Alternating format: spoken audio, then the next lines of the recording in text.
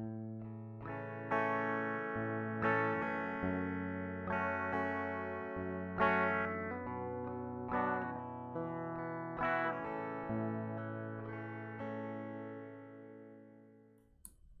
everybody, this is day 4 of our Advent Bites.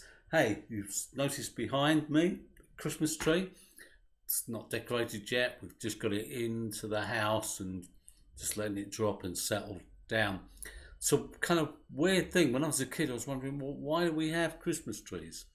Then I realised that actually, there were all sorts of reasons given, all sorts of things said about it, all sorts of roots, and then people talk about pagan roots and all that kind of thing. But the reality is that in winter, when it's like cold and it's not very nice, to have greenery in the house is really good thing. And we buy flowers, don't we? We have flowers, we have things in the house to cheer it up anyway through the year.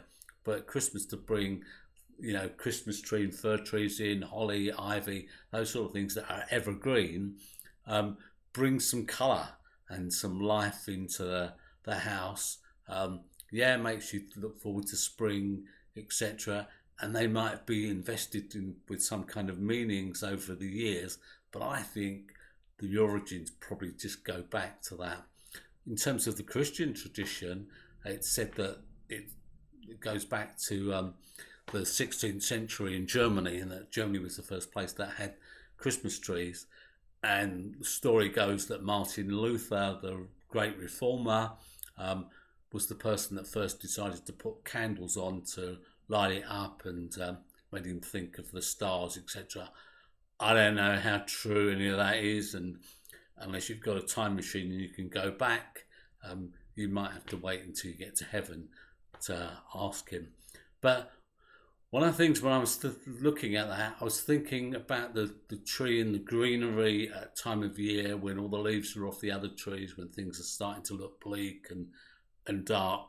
And it made me think of God's provision, that God provides for us. Even in the winter, provides some colour and some life and something that gives us kind of like some hope or something to hold on to for the future. But more than that, Christmas and Advent, Christ speaks of God's provision. Philippians 4:19 says this, and this same God who takes care of me will supply all your needs from his glorious riches, which have been given to us in Christ Jesus. And so in Christ, God invests in us his riches. He provides for us. And Christ is our ultimate provision. Ultimate provision, not just a token provision, but to be with us. And the Bible promises that Christ will be with us always. He'll never leave us or forsake us. Those of us that hold on to him, those of us that follow him, those of us that love him, that he will be with us always. And so God provides for us, even through the darkest, even through the most difficult times. And right now, whatever you're going through, whatever difficulties you're facing, you can look to God through Christ and call out to God and seek him for him. And remember that he's provided Christ. He's given Christ for us. He is our provision.